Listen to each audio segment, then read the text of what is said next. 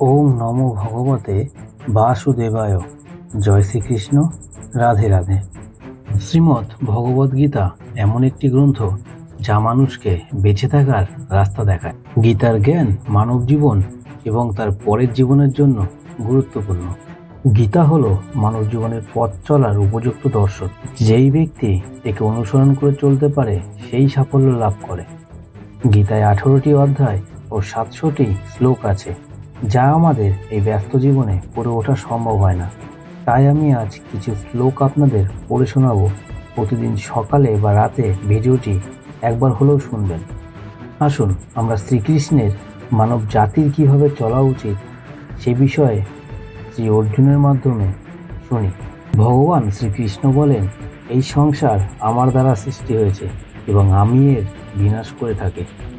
আমি অতীত, বর্তমান এবং ভবিষ্যতের সকল প্রাণীকে জানি, কিন্তু বাস্তবে আমাকেই কেউ জানেন না। ভগবান বলেন, যেমন আলোর জ্যোতি অন্ধকারেও ঝলমল করে, সত্যও তেমন ঝলমল করে। তাই মানব জাতিকে সর্বদা সত্যের পথেই চলা উচিত। মৃত্যু হলো একটি অটল সত্য। যার জন্ম হয়েছে তার মৃত্যু হবেই। যেভাবে মানুষ তার পুরাতন বস্ত্র ত্যাগ করে নতুন বস্ত্র পরিধান করে, আত্মাও পুরাতন জীর্ণ শরীর ত্যাগ করে এবং নতুন শরীর ধারণ করে। এটাই প্রকৃতির নিয়ম। এই কঠিন সত্যকে মেনে নিয়ে মৃত্যুর ভয় না করে আমাদের জীবনের পথ চলা উচিত।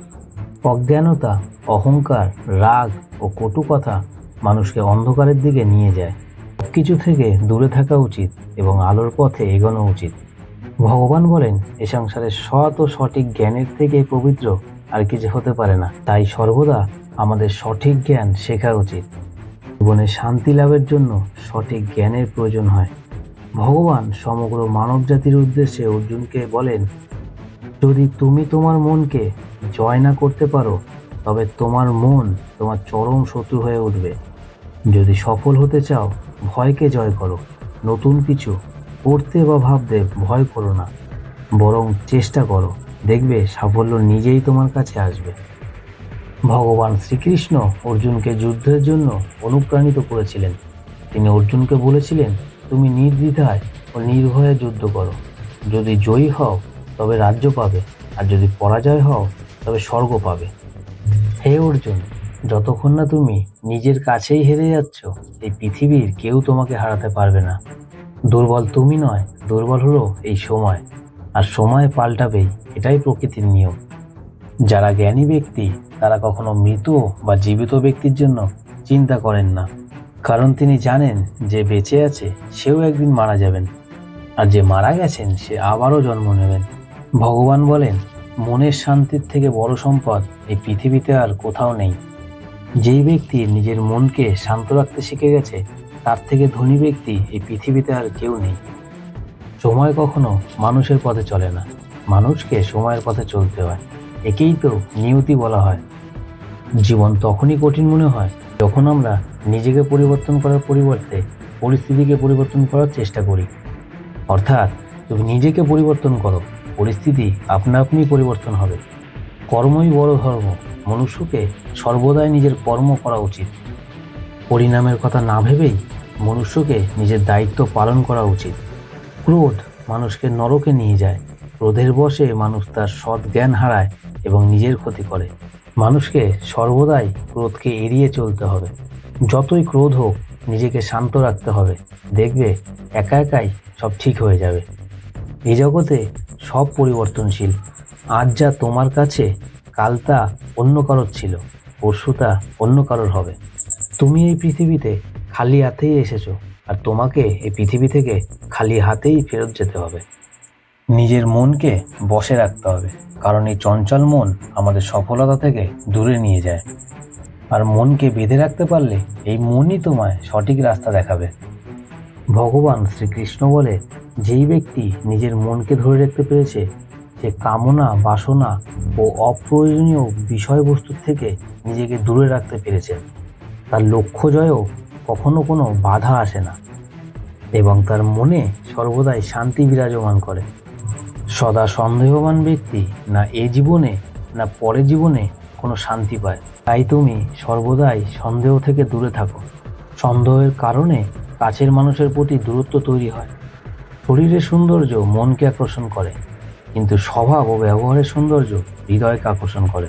ভগবান শ্রীকৃষ্ণ বলে, মনুষ্যকে তার স্বভাব ও ব্যবহারের সৌন্দর্য ধরে রাখা উচিত, কারণ ভালো স্বভাব ও ভালো ব্যবহারকারী মানুষ সমাজে সর্বদা সম্মান পান। কে কি করছে, কিভাবে করছে এবং কেন করছে, এসবের থেকে তোমার দূরে থাকা উচিত। মনে রাখবে, তার আর তোমার পরিস্থিতি সম্পূর্ণ আলাদা। মানে আমরা কতটা ঠিক আর ভুল সেটা দুজন ব্যক্তিই জানেন, একজন পরমাত্মা আর একজন আমাদের অন্তরাত্মা। শ্রীকৃষ্ণ বলেন, যেই ব্যক্তির মধ্যে জ্ঞানের অভাব ও ঈশ্বরে বিশ্বাস করেন না, সে কখনো আনন্দ ও সফলতা লাভ করতে পারেন না। মানুষের দুঃখের কারণ হলো মোহ। যে যত মোহ করবে সে তত বেশি দুঃখ ভোগ করবে। তোমার আফসোস তোমার অতীতকে পরিবর্তন করতে পারবে না, আবার তোমার দুশ্চিন্তাও তোমার ভবিষ্যৎকে পরিবর্তন করতে পারবে না। সেজন্য বর্তমানের আনন্দই সব থেকে সুখের। ভগবান শ্রীকৃষ্ণ বলেন, যে তোমার পাশে থাকে তুমি তার পাশেও থেকো, আর যে তোমার সঙ্গে প্রতারণা করে তাকে ত্যাগ করো। যে স্থানে তোমার কোনো সম্মান নেই সে স্থানে কখনো যেও না, কারণ এটা করলে লোকে তোমায় দুর্বল ভাববে। যে ব্যক্তি কখনো সংকটে পড়েনি সে ব্যক্তি কখনো নিজের শক্তিকে জানতে পারে না। যার মধ্যে দয়া আছে, যার মন থেকে শুদ্ধ, সেই পৃথিবীর জন্ম মৃত্যুর চক্র থেকে মুক্ত হয়ে যায়। কাউকে কিছু দিয়ে অহংকার করতে নেই। কে জানে তুমি তাকে সেটা দিচ্ছ নাকি পূর্বজন্মের ঋণ শোধ করছো। যেই ব্যক্তি অহংকার করে তার বংশ, বৈভব ও প্রতিষ্ঠান তিনটেই চলে যায়। বিশ্বাস না হয় তবে রাবণ, কৌরব এবং কংসকে দেখো, যারা অতিরিক্ত অহংকারের জন্য নিজেদেরকেই ধ্বংস করেছিল। যদি কাউকে বিশ্বাস করতে হয় তার কথা না, তার ব্যবহার দেখো। অতিরিক্ত রাগের সময় চুপ থাকলে এবং ভুলের সময় মাথা নত করলে জীবন আরও সহজ হয়ে ওঠে। ভগবান বলেন, যেই ব্যক্তি আমাকে জেনে যায় সে এই পৃথিবীর জন্ম মৃত্যুর চক্র থেকে মুক্তি পেয়ে যায়। যেই ব্যক্তি প্রতিনিয়ত ভগবদ্গীতা পড়েন এবং তা অনুসরণ করেন, তার জীবন থেকে সমস্ত রকম দুষ্কর্ম ও তার প্রভাব নষ্ট হয়ে যায়। যা তোমার ভাগ্যে আছে তা তোমার কাছে আসবেই, আর যা তোমার ভাগ্যে নেই তোমার কাছে কখনোই আসবে না। ঝড় যেমন নদীতে থাকা নৌকোকে পথভ্রষ্ট করে দেয়, বাসনাও তেমনি মানুষকে তার বুদ্ধি ভ্রষ্ট করে দেয়। যেই মানুষ সুখ দুঃখে মান অভিমানে শান্ত থাকতে পারে সেই মানুষ আমার অতি প্রিয়। বুদ্ধিমান ব্যক্তি যখন সম্পর্ক রাখা বন্ধ করে দেয় তবে তুমি বুঝে নিও তার আত্মসম্মানে কোথাও না কোথাও আঘাত লেগেছে। মানুষ এই জন্য দুঃখী নয় যে সে ঈশ্বরকে বিশ্বাস করে না, মানুষ এই জন্য দুঃখী যে সে ঈশ্বরের জ্ঞানকে বিশ্বাস করেন না। সময় এলেই সব কিছু পাওয়া যায়, সময়ের আগে কোনো কিছু পাওয়ার ইচ্ছাই দুঃখের প্রধান কারণ হয়ে দাঁড়ায়। যারা প্রেমকে জঘন্য বলে তারা মূর্খ। এই জগৎ প্রেম দিয়েই তৈরি হয়েছে। প্রেমই হলো এই জগতের মেরুদণ্ড। মনুষ্য তার চিন্তা ভাবনা দ্বারাই তৈরি হয়। যেই মানুষের যেরকম চিন্তাধারা হয় তার ব্যক্তিত্ব সেভাবেই তৈরি হয়। এই জগতে ভাগ্যের থেকে কিছু বেশি, না সময়ের থেকে কিছু আগে, না কেউ কোনোদিন পেয়েছে না কখনো পাবে। মুখ থেকে কথা বেরোনোর সময় সংযম থাকা উচিত, কারণ তোমার মুখের একটা কথা একজন ব্যক্তিকে এত আঘাত আনতে পারে সে আঘাতের ক্ষত কখনো পূরণ হয় না। শ্রীকৃষ্ণ বলে, ধর্মের জন্য লড়াই করতে শেখো, অধর্মের শত্রু হতে শেখো, এবং যারা তোমার আপন তাদের জন্য ত্যাগ করতে শেখো। সত্য সর্বদাই জলে ভাসমান তেলের মতন হয়। তুমি যতই মিথ্যার জল ঢালো সত্য সবসময় ওপরেই ভাসবে। তাই তুমি সর্বদাই সত্যর পথেই চলো। জীবনে এই তিনটি জিনিস খুব মূল্যবান।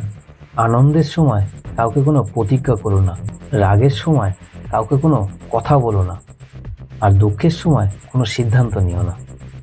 যদি কোনো মনুষ্য সমস্ত সংসারকে জেনে যায়, সমস্ত কিছুকে জেনে যায়, কিন্তু নিজেকে না জেনে, তবুও সে নির্বোধ থেকে যায়। যদি কেউ তোমাকে প্রত্যাখ্যান করে তবে দুঃখ করো না, কারণ বাস্তবে সে তোমায় বোঝেনি।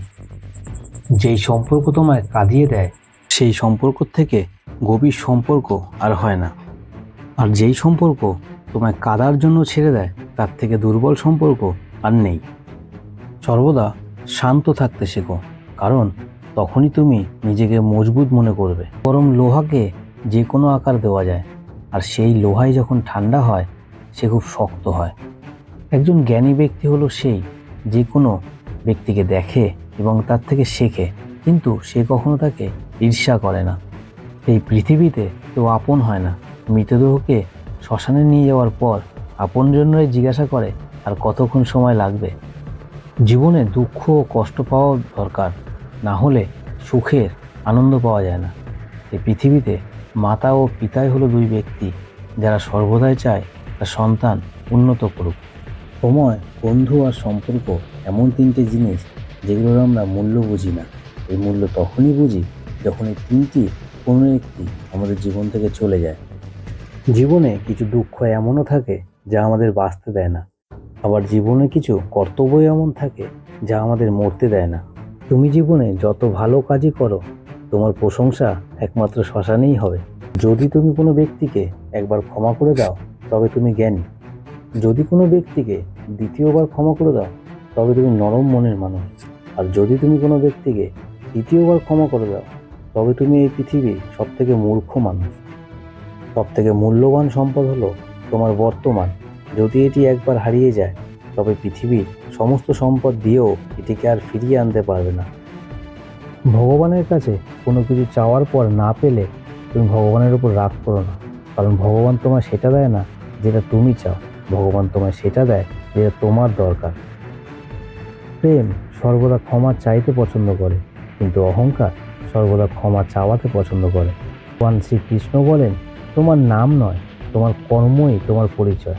কারণ দুনিয়াতে এক নামের হাজারো ব্যক্তি আছে, কিন্তু তাদেরকে সবাই চেনে তার কর্ম হিসেবে। হাজারটা ভালো কথা বলার পরেও লোক তোমার খারাপ কথাটাই মনে রাখবে। তো লোক কি বলছে সেটা কখনো মনে রেখো না। কারোর সাথে ছলনা করা বা ঠকানো হলো একটা ঋণের মতন, কারণ এই ঋণ তোমাকে অন্য কারোর কাছে পরিশোধ করতেই হবে। আজ তুমি একজনকে ঠকাবে, তার পরিণাম তুমি অন্য একজনের কাছ থেকে অবশ্যই পাবে। যদি তোমার চিন্তা করার দৃষ্টি সত্যি খুব ভালো হয়, তবেই তুমি নিজের দোষ এবং অন্যের গুণ দেখতে পাবে। যে সময়ের সঙ্গে নিজের স্বভাব পরিবর্তন করে তাকে কখনো বিশ্বাস করা উচিত নয়। কখনো কারোর সঙ্গে নিজেকে তুলনা করো না। তুমি যেমন, তুমি সর্বশ্রেষ্ঠ। প্রত্যেক ব্যক্তি তার জীবন বদলানোর জন্য সময় পায়, কিন্তু সময় বদলানোর জন্য আর দ্বিতীয় জীবন পায় না। ভগবান বলেন, যা অবশ্যম্ভাবী তা ঘটবেই, আর যা হওয়ার নয় তা কখনোই ঘটবে না। এই বিচার যার মধ্যে থাকে, দুশ্চিন্তা কখনো তাকে ছুঁতে পারে না। ভালো উদ্দেশ্য নিয়ে যেই কাজ করা হয় তার ফল কখনো বৃথা যায় না। জীবনে সব থেকে বড় ভুল হলো সেটাই, যে ভুল থেকে আমরা কোনো কিছুই শিখি না। আজ তুমি সৎভাবে যে কাজ করছো তার ফল তুমি ভবিষ্যতে নিশ্চয়ই পাবে। আর আজ তুমি যা পেয়েছো তা তোমারই দ্বারা করা অতীতের কর্মের ফল। ভগবান শ্রীকৃষ্ণ বলেন, যে ব্যক্তি আমার ভক্তির সঙ্গে উপাসনা করে তার সব কিছু আমিই ব্যবস্থা করি। জীবনে যদি কখনো সুযোগ পাও তবে স্বার্থ ত্যাগ করে সাহায্য করে যেও, কিন্তু স্বার্থপর হয়ে এড়িয়ে যেও না। ধর্ম দ্বারা পরিপূর্ণ হৃদয় সর্বদা ধর্মের পরামর্শ দেয়, আর অধর্ম দ্বারা পরিপূর্ণ হৃদয় সর্বদা অধর্মেরই পরামর্শ দেয়। যখন কঠিন সময় আসে তখন সেই ব্যক্তি একা হয়ে যায়, কিন্তু এটাও সত্য, সেই কঠিন সময়ই সেই ব্যক্তিকে আরো মজবুত করে দেয়। যে তোমাকে সম্মান দেয় তাকেও তুমি সম্মান দাও। কারোর সামর্থ্য দেখে তার সামনে মাথা ঝোঁকানো দুর্বলতার লক্ষণ। তোমার সামনে যতই কঠিন পরিস্থিতি আসুক না কেন, একটা কাজ করবে, তুমি সবকিছু ভগবানকে সমর্পণ করে দাও। ভগবানের উপর বিশ্বাস সেই ছোট্ট শিশুর মতন করো, যাকে হাওয়াতে ছুড়ে দিলেও সে জানে ভগবান তাকে নিচে পড়তে দেবে না। ভগবান শ্রীকৃষ্ণ বলে, তুমি আমায় বিশ্বাস করো, তোমার আপনজন তোমার থেকে মুখ ফিরিয়ে নিলেও আমি তোমার সঙ্গে থাকবো। কারোর সামনে এতটাও নিজেকে ছোট করো না যে তোমাকে নিচু শ্রেণীর লোক ভাবে। মনুষ্য সর্বদাই তার ভাগ্যকে দোষারোপ করে, এটা জেনেও যে ভাগ্যের থেকে বড় হলো তার কর্ম, যেটা তার নিজের হাতেই রয়েছে। জীবনে এমন একজনেরও থাকা জরুরি যাকে বলার জন্য কোনো ভাষার প্রয়োজন হয় না, হয়তো তাকেই পরমাত্মা বলা হয়। শ্রীকৃষ্ণ বলে, মৃত্যুর সময় যে ব্যক্তি আমার নাম উচ্চারণ করে তার আমার পরম ধাম প্রাপ্ত হয়। ভগবান শ্রীকৃষ্ণ বলে, হে অর্জুন, গল্পের শেষে সমস্ত জীব আমাতেই বিলীন হয়, আবার গল্পের আরম্ভতে সমস্ত জীবের সৃষ্টি আমার থেকেই হয়। যারা অন্য দেবতার হয়েও পূজা করে তারা আমাকেই পূজা করে, কিন্তু তারা স্বাস্থ্যবিধি অমান্য করেন। আমি সর্বযজ্ঞের ফলদাতা ও ভোক্তা। এই তত্ত্ব জানে না বলেই তারা পুনরায় সংসারে পতিত হয়। যারা দেবগণের পূজা করে তারা দেবলোক, যারা পিতৃগণের পুজো করে তারা পিতৃলোক, যারা যজ্ঞ রক্ষাধিকের পূজা করে তারা ভূতলোক প্রাপ্ত হয়, আর যারা আমাকে পূজা করে, আমার উপাসনা করে, তারা আমাতেই প্রাপ্ত হয়। যদি কেউ আমাকে পাতা, ফল, ফুল ও জল দিয়ে ভক্তির দ্বারা পুজো করে, আমি তাতেই সন্তুষ্ট হই। ভগবান শ্রীকৃষ্ণ দেহের সঙ্গে আত্মার সম্পর্ককে খুব ভালোভাবে তুলে ধরেছেন। আত্মা যে দেহতে আশ্রয় করেন সেই দেহ নশ্বর বলে পতিত হয়েছে, কিন্তু আত্মা হলো অবিনশ্বর। তাহলে এখন এই প্রশ্নের উত্তর খুঁজতে হবে, আসলে আমি কে? দেহ যদি নশ্বর হয় তবে তার ধ্বংস অনিবার্য, আর দেহ যদি ধ্বংস হয়ে যায় তবে তার কর্মফলের ভোগ কে করবে? প্রশ্নের উত্তর ভগবান নিজেই বলছেন। দেহটা যেহেতু নশ্বর, তাই আমি এই দেহ নই। যেহেতু আত্মা অবিনশ্বর ও নিত্য, তাই আত্মাটাই হলো আমি। আমার মূল সত্তা হলো যে আমি এক আত্মা, যে একটি দেহকে আশ্রয় করে আছে। এই দেহটা আত্মার একটি আবরণ মাত্র। যেরকম মনুষ্য পুরাতন বস্ত্র ত্যাগ করে নতুন বস্ত্র ধারণ করে, সেরকম আত্মাও পুরাতন জীর্ণ শরীর ত্যাগ করে নতুন শরীর ধারণ করে। বর্তমানে আমি এই দেহকে ধারণ করে আছি এবং কিছু পরে পুরাতন বস্ত্রের মতনই এই দেহকে ত্যাগ করে আমার কর্মফল অনুযায়ী নতুন দেহ ধারণ করব। অর্থাৎ জন্ম ও মৃত্যু কোনো বিনাশ নয়, এটা দেহ পরিবর্তন করার নিয়ম মাত্র। বন্ধুরা, যদি ভিডিওটি ভালো লাগে তা কমেন্টে লিখুন রাধে রাধে।